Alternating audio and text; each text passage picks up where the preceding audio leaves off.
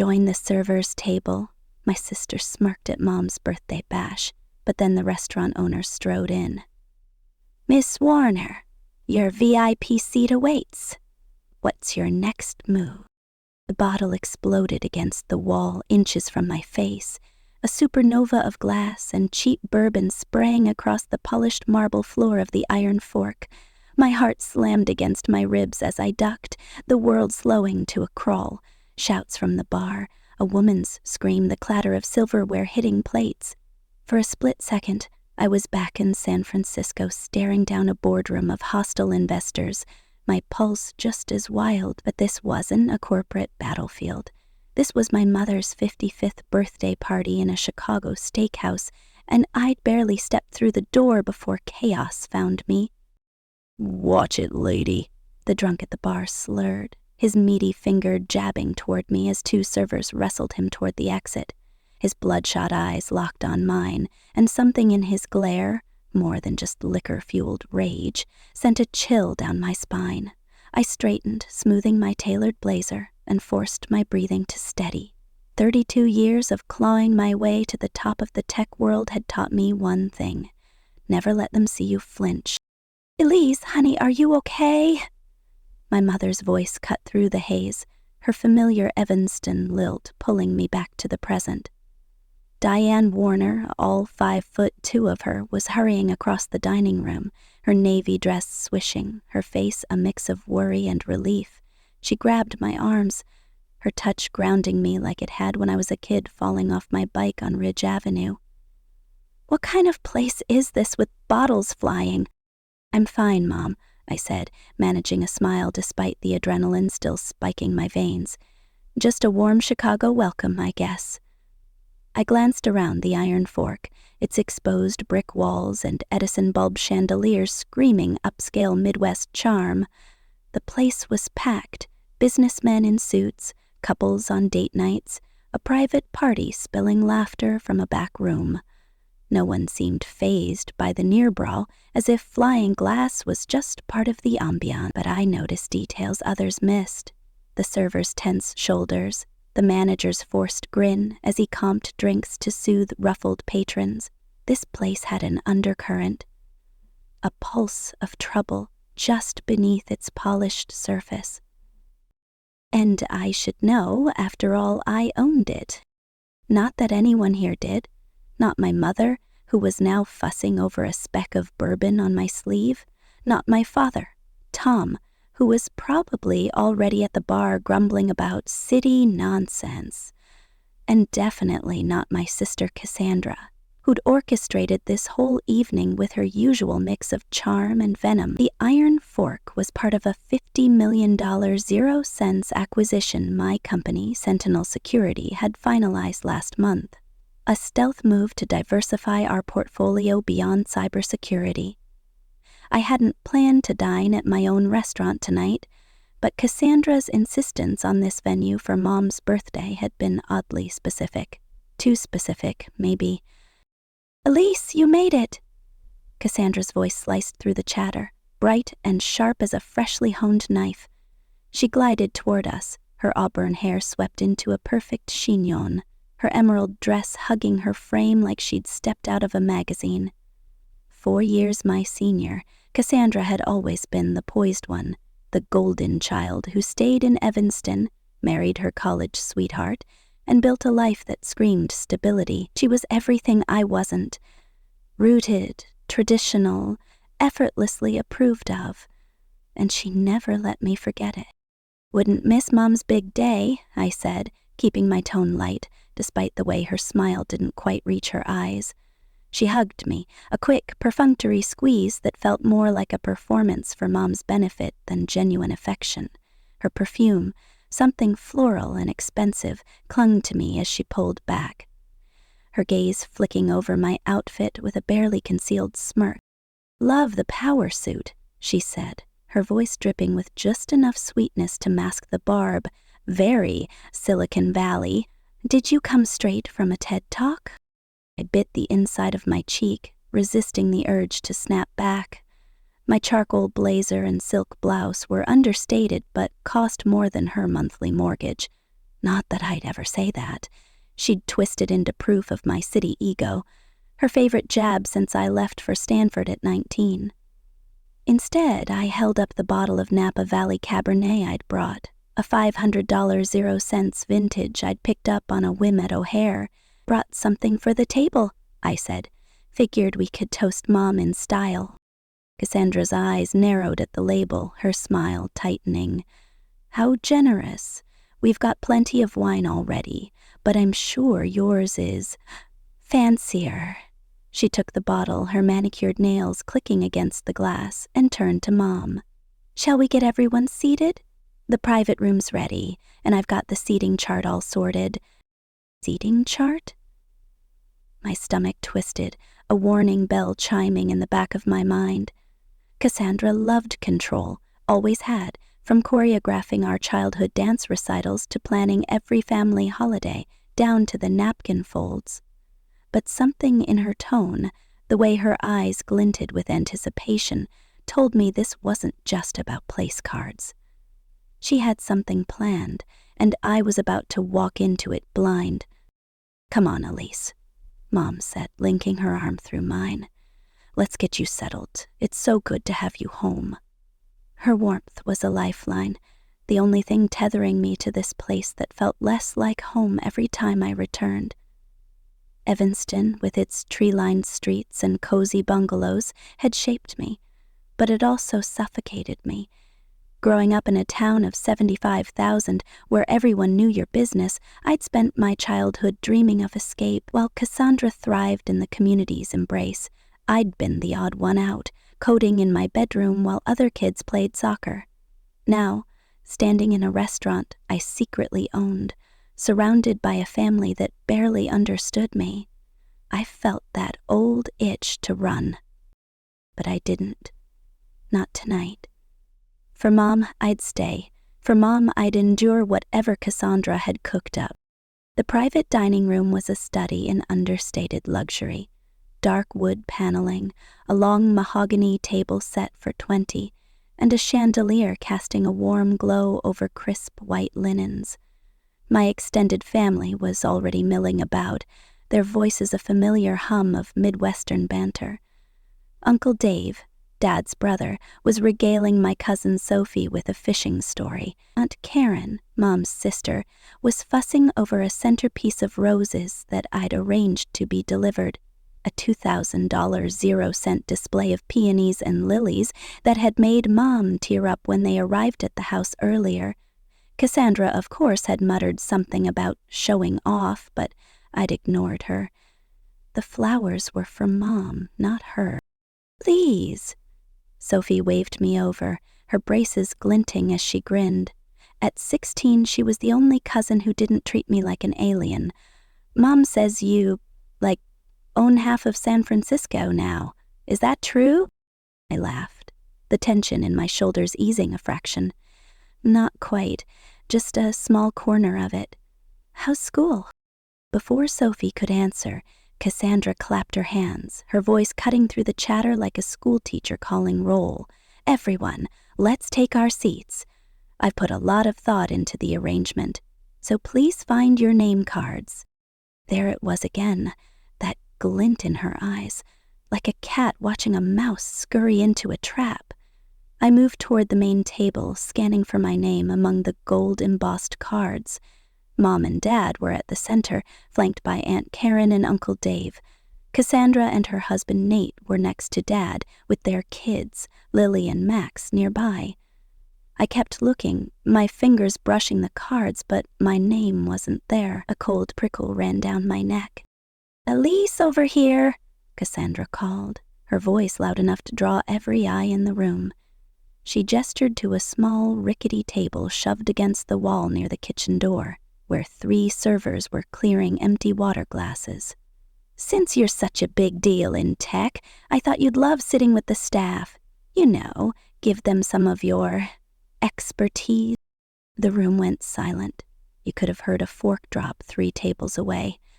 Mom's face crumpled, her hand flying to her mouth. Dad shifted in his chair, his jaw tightening, but he said nothing. Sophie's eyes widened, darting between me and Cassandra. Uncle Dave cleared his throat, suddenly fascinated by his napkin. And Cassandra stood there, her smile so triumphant it could have lit the room on its own.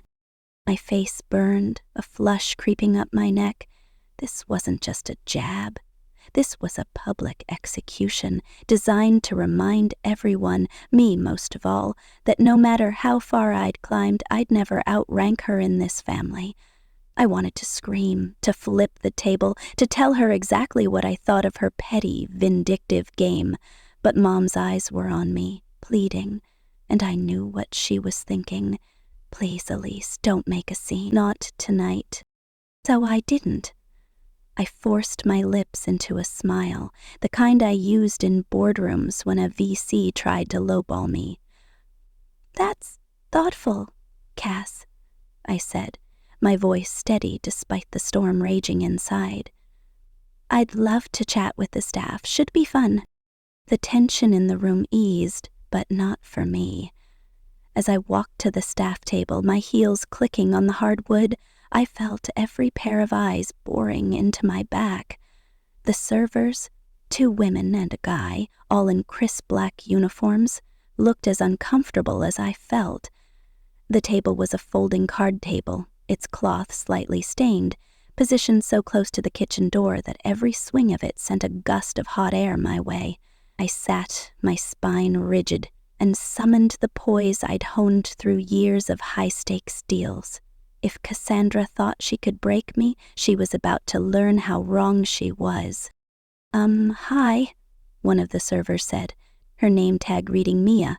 She was maybe 25, with a pixie cut and nervous eyes. "I'm so sorry, but this isn't really a guest table. It's where we, take breaks." "I figured," I said, managing a wry smile. "Family politics. My sister thought it'd be cute to put me here."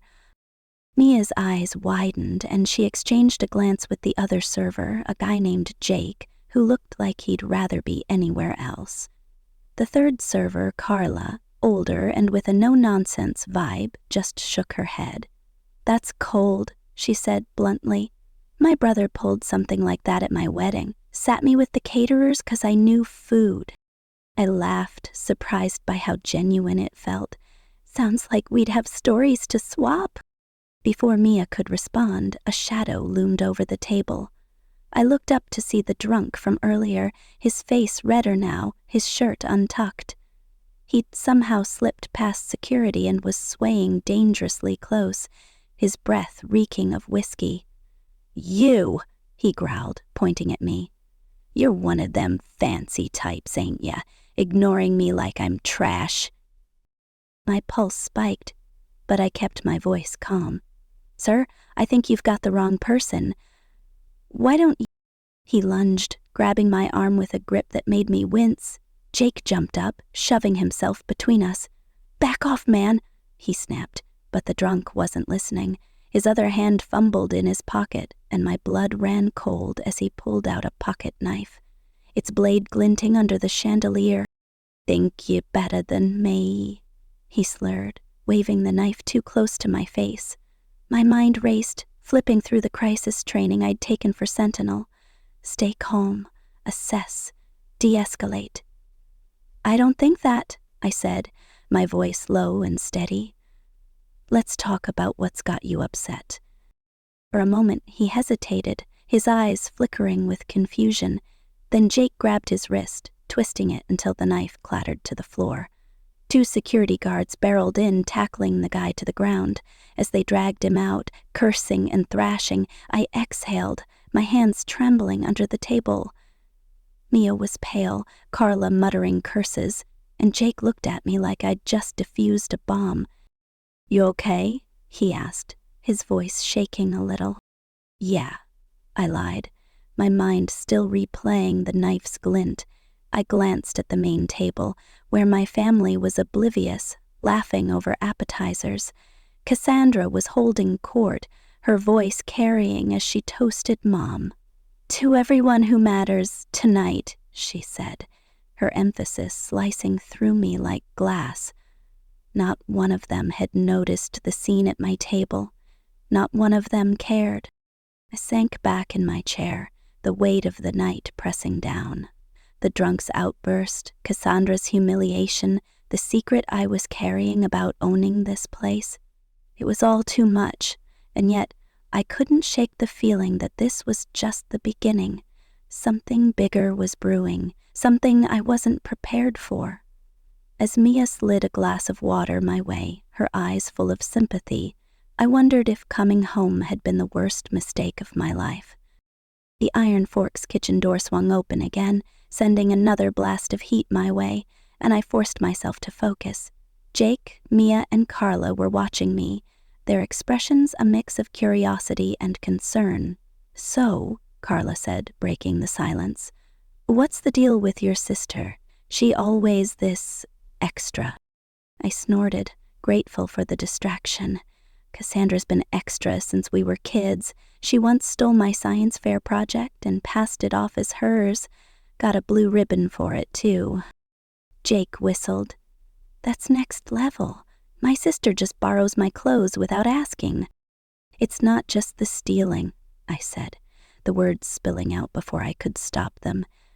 "It's the way she makes me feel like I'm less. Like no matter what I do, I'll never measure up to her perfect Evanston life." Mia tilted her head, studying me. "You don't seem like someone who's less than anybody. That suit alone probably costs more than my rent." I smiled, but it didn't reach my eyes.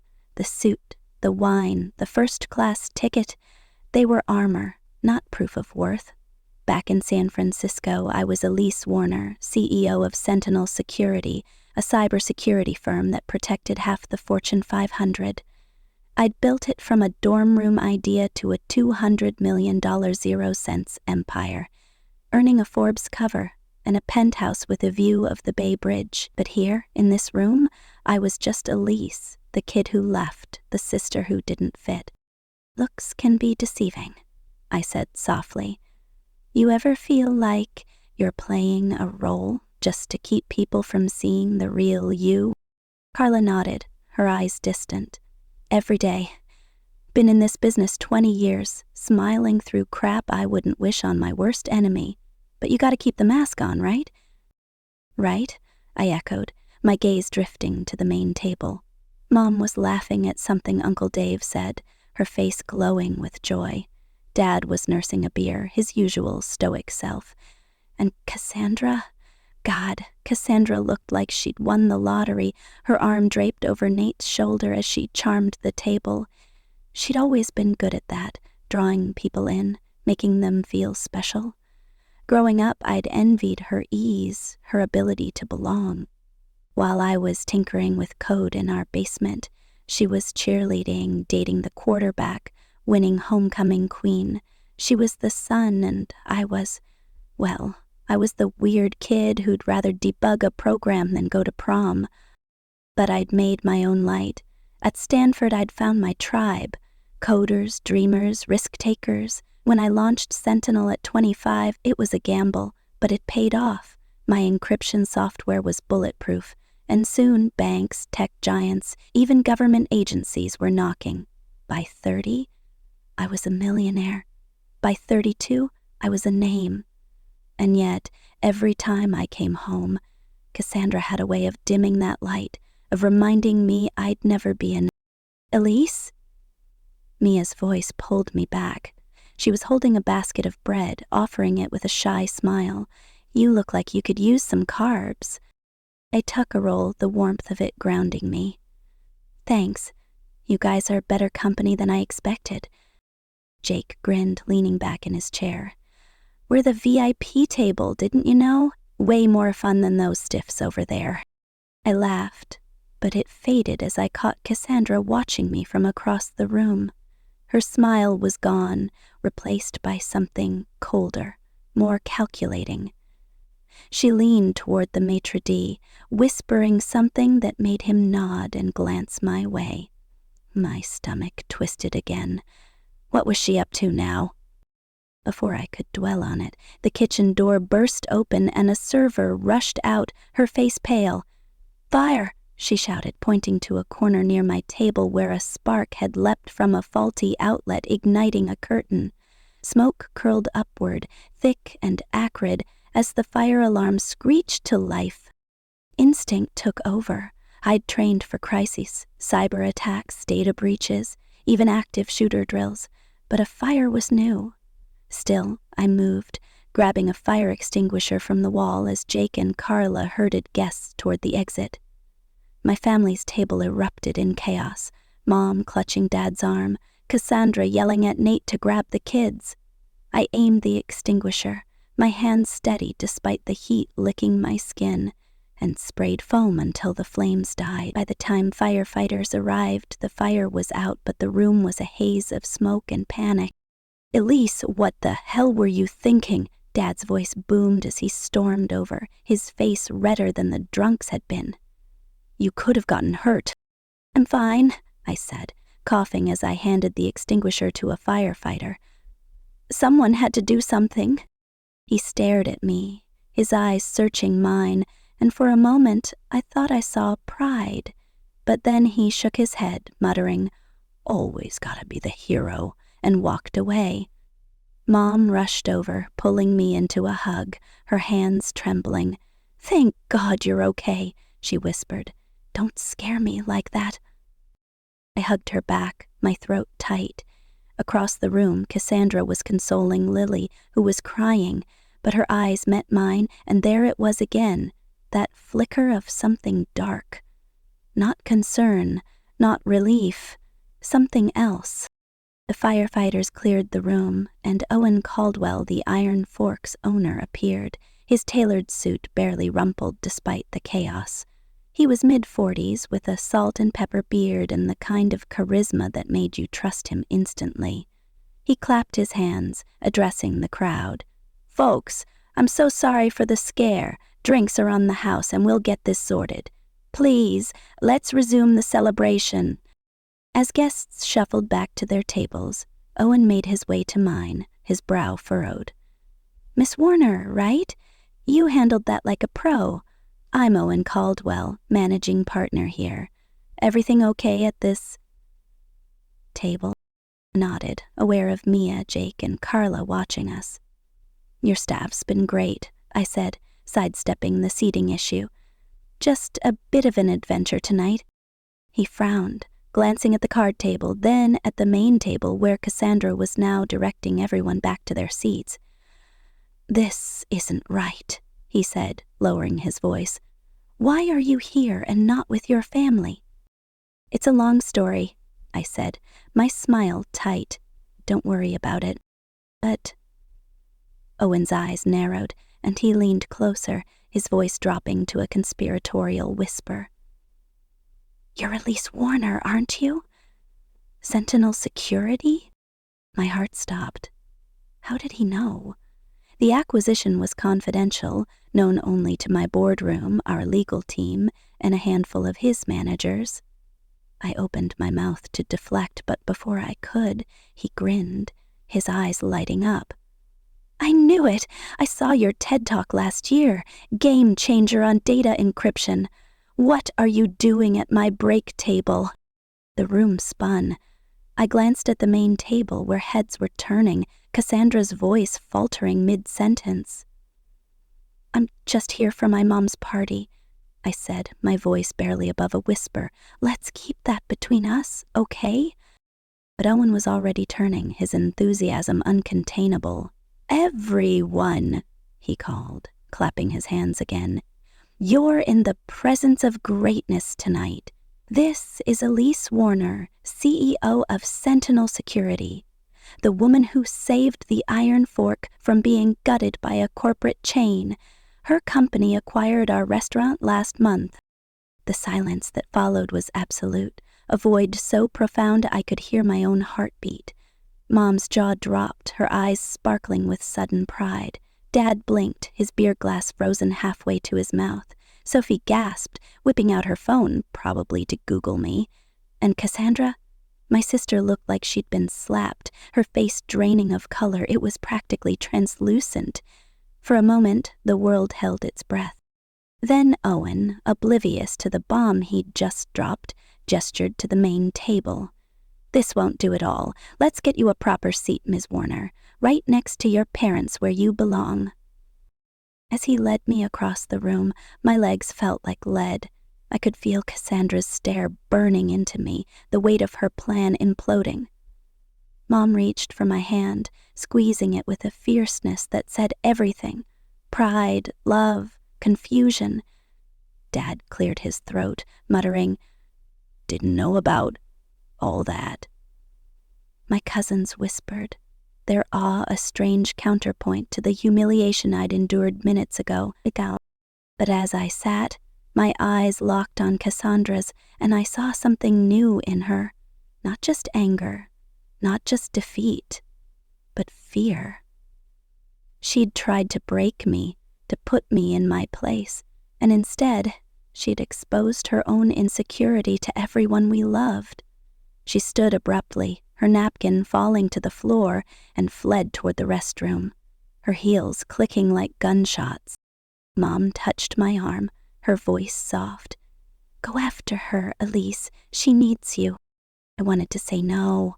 I wanted to savor this moment, to let Cassandra stew in the mess she'd made. But Mom's eyes were pleading, and I knew she was right. Whatever this was between me and my sister, it wasn't over. Not by a long shot. I stood, my heart pounding, and followed her into the unknown, the weight of secrets, hers, mine, our families, pressing down like a storm about to break. The restroom was a sanctuary of marble and soft lighting, a stark contrast to the chaos outside. Cassandra stood at the sink, her hands gripping the counter, her shoulders shaking. She looked up as I entered, her mascara streaked, her eyes blazing with a mix of fury and pain. "Come to gloat," she spat, her voice raw. "You win, Elise. Happy now?" I leaned against the wall, exhaustion washing over me. "This isn't a game, Cass. Why do you hate me so much?" She laughed, a bitter, broken sound. "Hate you? God, Elise, you don't get it. You left us. You went off to your fancy school, your fancy life, and left me to pick up the pieces. Dad talks about you like you're some tech goddess, and I'm just the one who stayed." Her words hit like a punch. All these years I'd thought she had it all. Mom and Dad's approval, a husband who adored her, kids who lit up her world. I'd been the outsider, the one who'd traded family for ambition. "I didn't leave you," I said, my voice cracking. "I was chasing something, and you made me feel like I was selfish for it." "You were selfish," she snapped, but her voice wavered. "You didn't see Mom cry when you missed Lily's first birthday. You didn't hear Dad brag about your Forbes cover while I was stuck planning bake sales. I'm invisible, Elise, and you're everything." I stared at her, the ground shifting beneath me. Invisible? Cassandra, with her perfect life, her perfect family, felt invisible? "I'm not everything," I said, stepping closer. "I'm alone, Cass. My last boyfriend called me pathologically unavailable. I eat takeout in a penthouse that's too quiet. You have a family, a home. I envy that." Her eyes widened, and for the first time, I saw her, really saw her, not as my rival, but as my sister, carrying her own wounds. "I didn't know," she whispered. "I thought you had it all." "We've been seeing different versions of the same story," I said, my voice soft. "Maybe it's time we talked about the real one." She nodded, wiping her eyes. "Not here. Tomorrow, maybe, before you go back to your empire." "Deal," I said, offering a small smile. "And, Cass, I'm sorry for not seeing you either."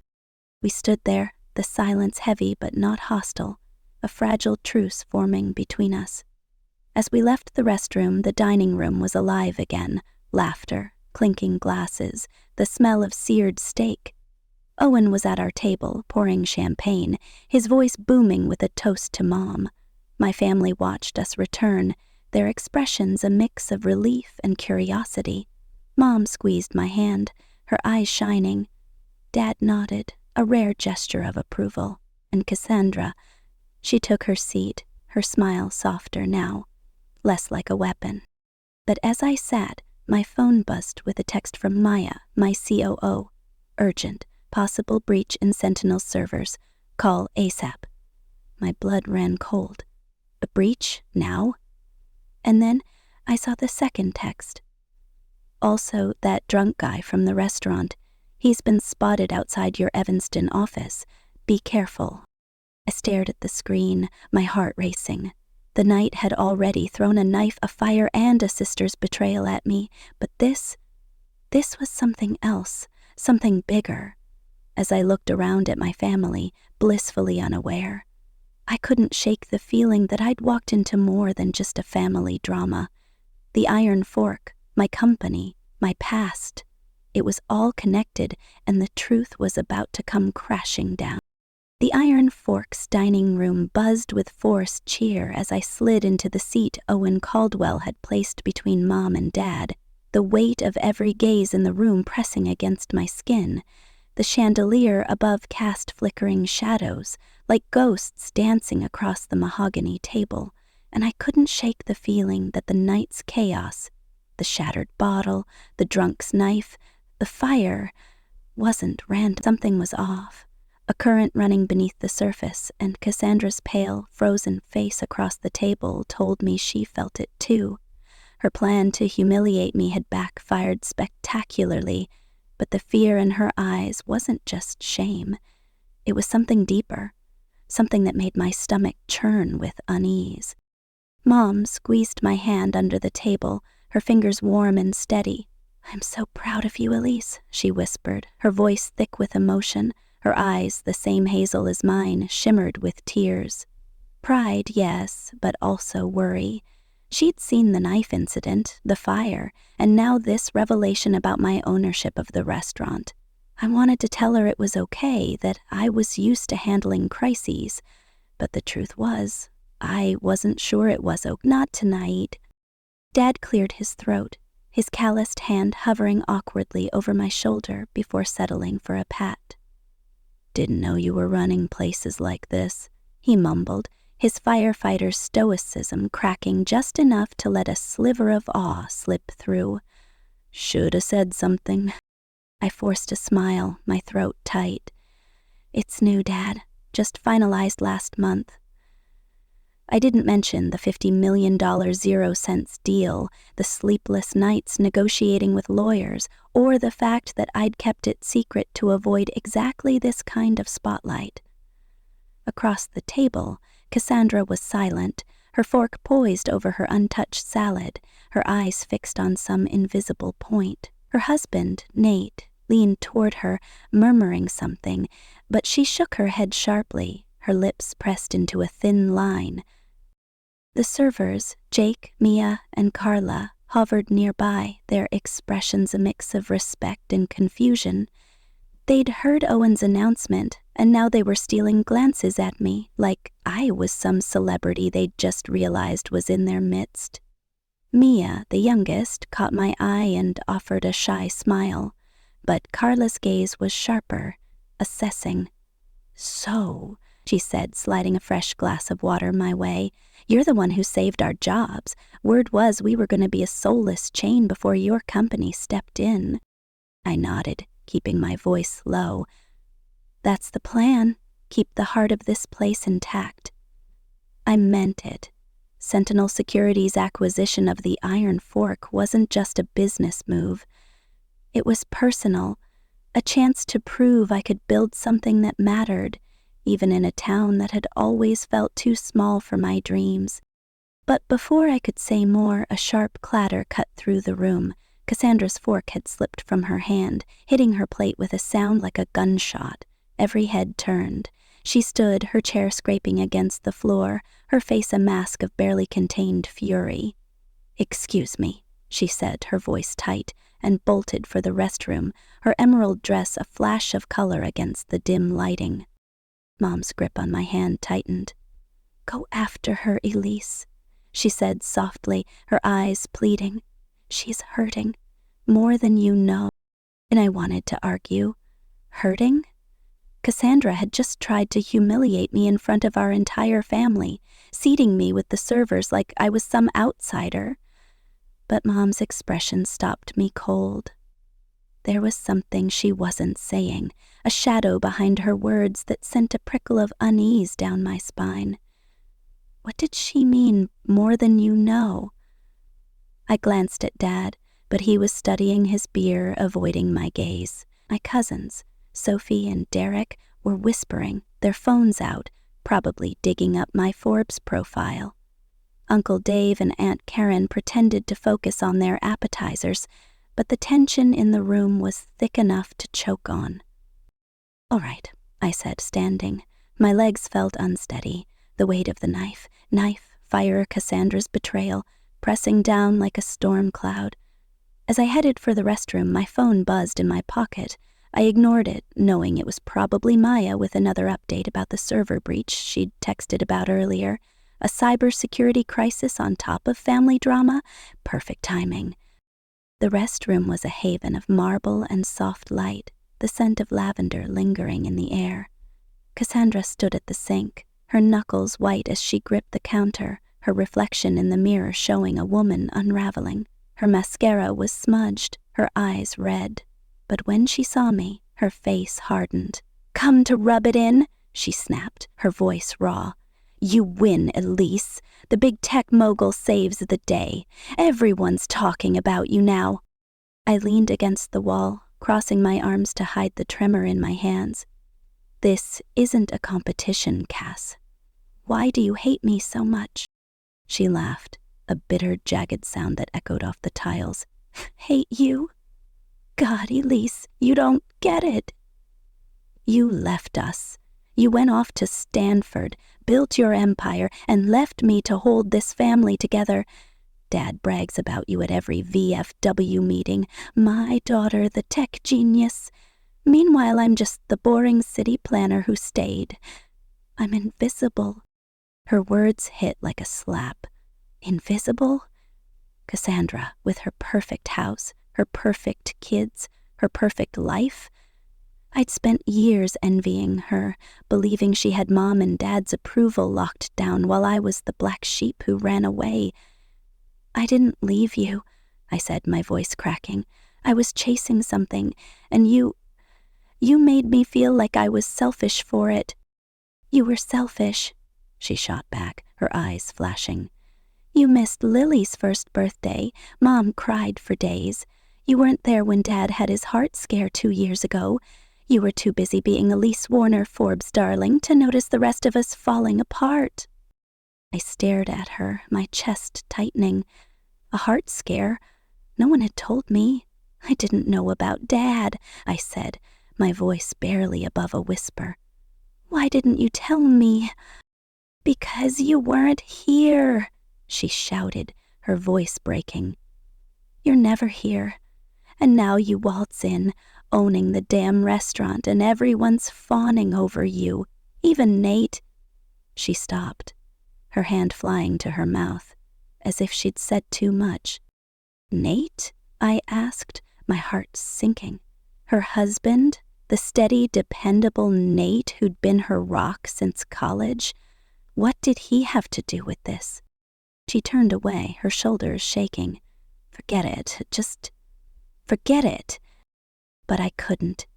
The fear in her eyes, the way she'd cut herself off, it was a clue, a piece of a puzzle I didn't yet understand. "Cass, talk to me," I said, stepping closer. "What's going on with Nate?" She spun back, her face a mix of anger and pain. "You want to know? Fine. I think he's cheating." I found texts on his phone, late-night messages, some woman named Lauren. And he's been distant, working late, always with some excuse. "I'm losing him, Elise. And I can't lose him, not after everything." The confession hit me like a freight train. Nate? Cheating? The guy who'd proposed to her under the Evanston Pier? Who'd built a life with her and their kids? It didn't make sense. But the raw panic in her voice was real, and for the first time, I saw my sister not as my rival, but as a woman drowning in her own fears. "I'm so sorry," I said, my voice soft. "I had no idea. Why didn't you tell me?" She laughed again, this time softer, more broken. "Because you're you, Elise. You're untouchable. You don't have problems like this. You're too busy running your empire to care about my crumbling marriage." "That's not true," I said, my own voice shaking now. "You think I don't have problems?" "I'm alone, Cass. My last boyfriend dumped me because I was pathologically unavailable. I eat dinner in a penthouse that feels like a museum. I envy you, your kids, your home, the way you belong here. I've got success, but it's not enough." Her eyes widened, searching mine for a lie and finding none. For a moment we just stood there, two sisters who'd spent years building walls, now staring at the cracks. "I didn't know," she whispered. "I thought you had it all." "We've been telling ourselves different stories," I said, echoing a thought that had hit me earlier. "Maybe it's time we heard each other's." She nodded, wiping her eyes with a paper towel. "Not here. Tomorrow, before you leave. We need to talk, really talk." "Deal," I said, offering a small smile. "And Cass, I'm sorry, too, for not seeing you." We left the restroom, the air between us lighter but still fragile, like a bridge built from kindling. As we returned to the table, Mom's eyes lit up, a knowing smile spreading across her face. Dad glanced up, his expression softer than usual. My cousins were still whispering, but now it was with excitement, not judgment. Even Nate looked relieved, though I couldn't meet his eyes without thinking of Cassandra's confession. But before I could settle back into my seat, my phone buzzed again. 3 times in quick succession, I slipped it from my pocket, my heart sinking as I saw Maya's name on the screen. "Breach confirmed. Client data exposed." "It's bad, Elise. Call now." My blood ran cold, but it was the next message that stopped me dead. "Drunk guy from the restaurant. He's outside your parents' house. Cops are on it, but he mentioned your name. Stay alert." I froze, my pulse hammering. The drunk from earlier, the one with the knife, was he targeting me? And a data breach now? Sentinel security was my life, my legacy. If client data was compromised, it could tank our stock, ruin our reputation, cost us millions. I glanced around the room, at Mom's hopeful smile, Cassandra's tentative truce, the family I'd come here to reconnect with. But the world was closing in, danger on one side, disaster on the other. "Elise, everything okay?" Mom asked, her voice cutting through my panic. I forced a nod, slipping my phone back into my pocket. "Just work. I'll handle it." But as the servers brought out the main courses, I noticed something off about my plate, a faint, bitter smell that didn't belong. I'd ordered the seared ribeye, medium rare, but this smelled wrong. Years of paranoia in the tech world had made me cautious, and I'd developed a food safety app for Sentinel's corporate events. Discreetly, I scanned the dish with my phone, my heart sinking as the app flagged traces of peanut oil, a potent allergen I'd had since childhood. Someone had tampered with my food. I pushed the plate away, my hands shaking. "Something wrong with your steak?" Carla asked, her brow furrowing. "It's fine," I lied, my mind racing. An accident? Or deliberate? The drunk, the fire, the breach, now this? The pieces didn't add up, but they were starting to form a picture, one that made my skin crawl. I glanced at Cassandra, who was watching me, her expression unreadable. Did she know something? Elise, honey, you're pale, Mom said, her voice sharp with concern. What's going on? Nothing, I said, too quickly. I'm just tired. I wasn't tired. I was terrified. The drunk's knife, the fire, the tampered food, the breach. It was too much for coincidence. Someone was targeting me, and I had no idea who or why. As Owen returned with a bottle of champagne, his smile wide as he toasted Mom's birthday, I forced myself to join in, clinking glasses with a family that felt both closer and further away than ever. But my eyes kept darting to the exits, to the shadows beyond the windows, where a man who knew my name was waiting. The rest of the dinner passed in a blur of forced smiles and small talk. Mom opened her gifts, her gasp of delight at the custom necklace I'd had made, a sapphire pendant modeled after one her mother wore, cutting through the haze in my mind. "Elise, it's beautiful," she said, tears in her eyes as she fastened it around her neck. "How did you know?" "I remember you talking about Grandma's necklace," I said, my voice softer than I meant. "I wanted you to have something like it." Cassandra watched, her expression flickering between warmth and something else. Jealousy, maybe, or regret? She didn't speak, but when Mom hugged me, she joined in, her arm brushing mine in a gesture that felt almost like an apology. Dad, never one for displays, just nodded, his eyes lingering on the necklace with a look I couldn't decipher. As dessert arrived, an elaborate chocolate toast with gold leaf that screamed Iron Fork's ambition, I excused myself to the bar, needing a moment to breathe. I dialed Maya, my fingers trembling as I waited for her to pick up. "Elise, thank God," she said, her voice tight. "The breach is worse than we thought. They got into our client database, bank records, contracts, the works. We've locked it down, but the damage is done. And that guy outside your parents' place? Cops detained him, but he's screaming about you, saying you ruined his life." My stomach dropped. "Ruined his life? I don't even know him, Maya." "I know," she said, "but he had a photo of you on his phone, taken tonight at the restaurant. Elise, this feels personal." I gripped the bar, my knuckles white. Personal? How? I'd never seen the drunk before, but his face, that wild, hateful glare, was burned into my memory.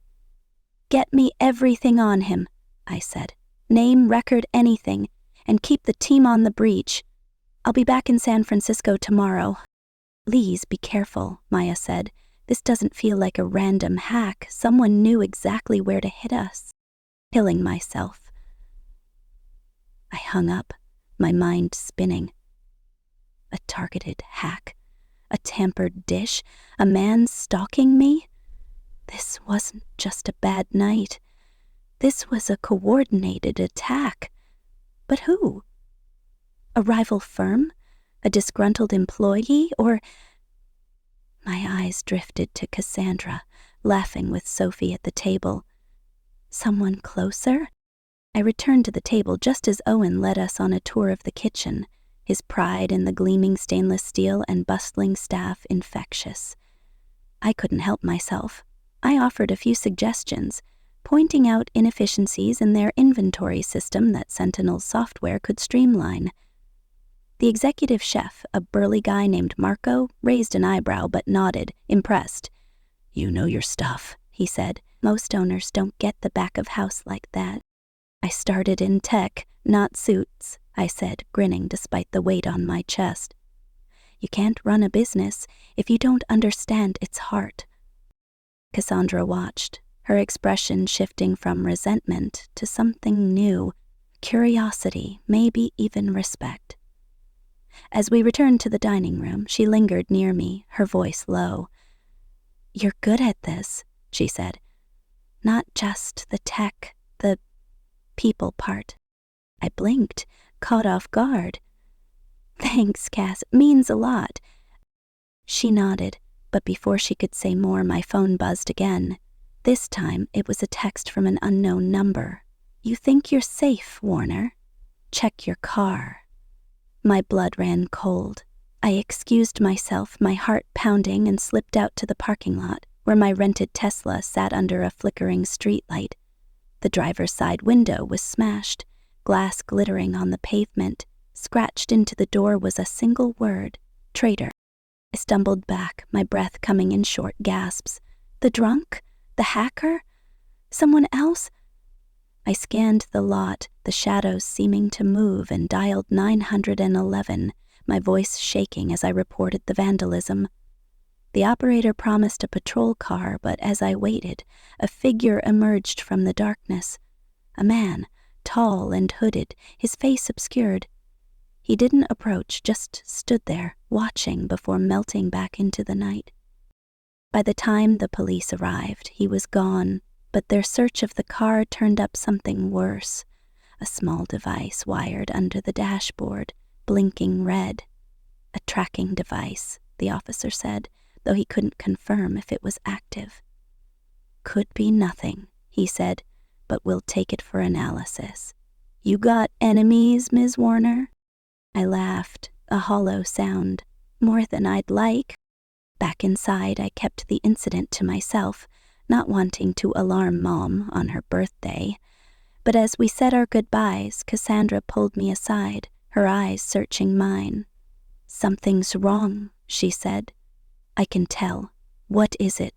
I hesitated, then shook my head. "Just work stress. We'll talk tomorrow, okay?" She nodded, but her expression said she wasn't convinced. As I drove back to my parents' house in a police-escorted cab, my Tesla now impounded as evidence, I couldn't shake the feeling that I was being watched. The drunk, the breach, the tampered food, the car.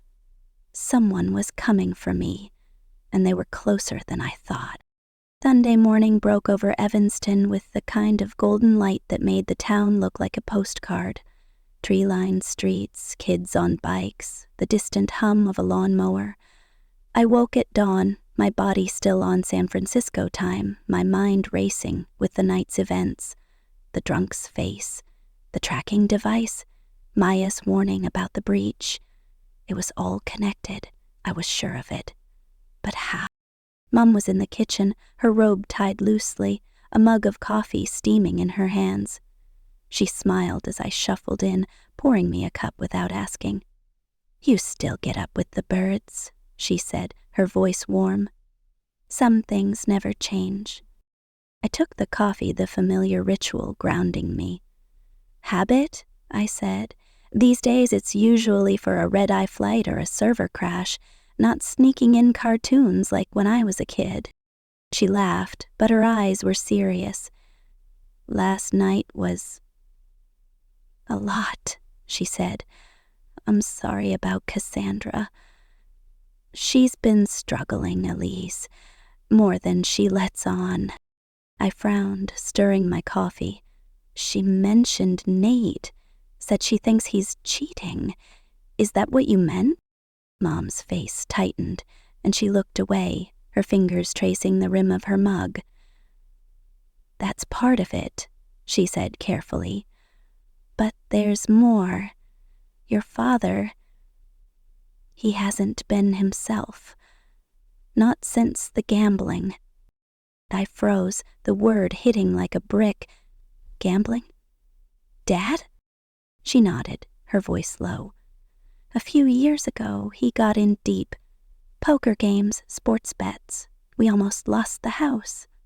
Cassandra helped us pay it off, took out a loan against her own savings. She didn't want you to know, thought you'd judge us." My mind reeled. Dad, the stoic firefighter who'd taught me to balance a checkbook at 10, had a gambling problem, and Cassandra had bailed him out? "Why didn't anyone tell me?" I asked, my voice sharp with hurt. "We didn't want to burden you," Mom said. "You were so busy building your company. We thought you had enough on your plate." I set my mug down, my hands shaking. "I would have helped. You're my family." I know, she said, reaching for my hand. But Cassandra, she felt it was her job to hold us together. It's why she's so hard on you. She's jealous, yes, but she's also scared of losing what little control she has. Before I could respond, the front door burst open and Lily and Max barreled in, their voices a cacophony of excitement. "Aunt Elise!" Lily squealed, throwing her arms around me. At 8, she was all elbows and enthusiasm, her braids bouncing. Max, 6, tugged at my sleeve, his eyes wide. "Mom says you're like a spy or something. Do you catch bad guys?" I laughed, ruffling his hair. "Not exactly. I build software to keep bad guys out of computers." "That's so cool," Lily said, her eyes shining. "Can you teach me?" "Anytime, kiddo," I said, my heart warming despite the weight of Mom's revelation. Cassandra followed, looking tired but less guarded than last night. She wore jeans and a simple sweater, her hair in a loose ponytail, and for a moment she was just my sister, not the polished rival who'd tried to break me. "Morning," she said, her tone cautious. "Smells like Mom's pancakes." "Guilty," Mom said, already pulling ingredients from the fridge. "You two want to help?" We fell into an easy rhythm, me slicing strawberries, Cassandra setting the table, the kids chattering about school and superheroes. It was almost normal, almost like the summers we'd spent in Grandma's kitchen, giggling over lopsided cakes. But the undercurrent was still there. Dad's gambling, Nate's possible affair, the threats circling me like vultures. After breakfast, Mom took the kids to the park, giving us a pointed look. "Talk," she said simply, and left us alone in the quiet kitchen. Dad had vanished to check the garage, his usual escape from emotional conversations. Cassandra and I stood at the sink, washing dishes in silence, the clink of plates the only sound. Finally she spoke, her eyes fixed on a soapy plate. "I'm sorry about last night," she said. "The seating thing, it was cruel. I wanted to hurt you, to make you feel small for once." I dried a mug, my hands steadied despite the storm inside. "Why, Cass? What did I do to make you hate me so much?" She flinched, handing me the plate. "It's not hate, it's... God, it's everything. You left, Elise. You got out, became this big shot, and I stayed. I did everything right. Married Nate, had kids, stayed close to Mom and Dad. But it's never enough. Not when Dad's bragging about you at every barbecue, not when Mom's showing off your magazine covers." I stared at her, the mug forgotten in my hands. "I thought you had their approval. You're the one who stayed, who built the life they wanted." She laughed, a dry, humorless sound. "Approval? Dad's too busy worshiping you to notice me. And Mom, she tries, but she's always comparing us. Elise would have handled that differently. Elise doesn't let fear stop her. I'm not you, Elise. I'm just me." Her words cut deeper than the knife from last night. All these years I'd thought I was the one chasing their love, their pride. "I didn't know," I said. "I thought you looked down on me for leaving, for being different." "I did," she admitted, her voice softening. "Sometimes I still do, but mostly I'm jealous. You're fearless. You built something huge, something real. And me? I'm stuck planning zoning meetings, wondering if my husband's sneaking around." I set the mug down, turning to face her. "You're not stuck, Cass. You're smart, organized, incredible with people. You could do more, something bigger." She shook her head. "Easy for you to say. I've got kids, a mortgage, a life here. I can't just start over." "You don't have to start over," I said, An idea forming. Come work with me. Sentinel needs a community liaison in Chicago, someone to bridge our tech with local businesses. Your planning skills, your knack for people, you'd be perfect. She blinked, stunned. You're offering me a job? After what I did? It's not charity, I said firmly. It's business, and maybe a little family reconciliation. I need someone I can trust, someone who knows what's at stake. She studied me, searching for a catch, then nodded slowly. I'll think about it. I need to talk to Nate. Things are complicated. I nodded, understanding more than I wanted to. Take your time. The offer's open. We finished the dishes in silence, but it was a different kind. A silence that felt like a beginning, not an end. As we moved to the living room, flipping through old photo albums, I felt a flicker of hope. Maybe we could rebuild, not just as sisters, but as partners. But that hope shattered when my phone rang. It was Maya, her voice frantic. Elise, we traced the breach. It came from an IP in Evanston, your parents' house. Someone used their Wi-Fi to hack us. My blood ran cold. That's impossible, I said, but my eyes went to Cassandra, laughing over a photo of us as kids. Had she known? Had Nate? Or, my heart stopped. Was it Dad tied to his gambling debts? As I hung up, promising to handle it, Cassandra handed me an envelope. Open it on the plane, she said. It's a thank you. I nodded, but my mind was elsewhere. The drunk, the tracking device, the tampered food, the breach from my parents' house. Someone was closing in, and the answers were closer than I'd ever imagined.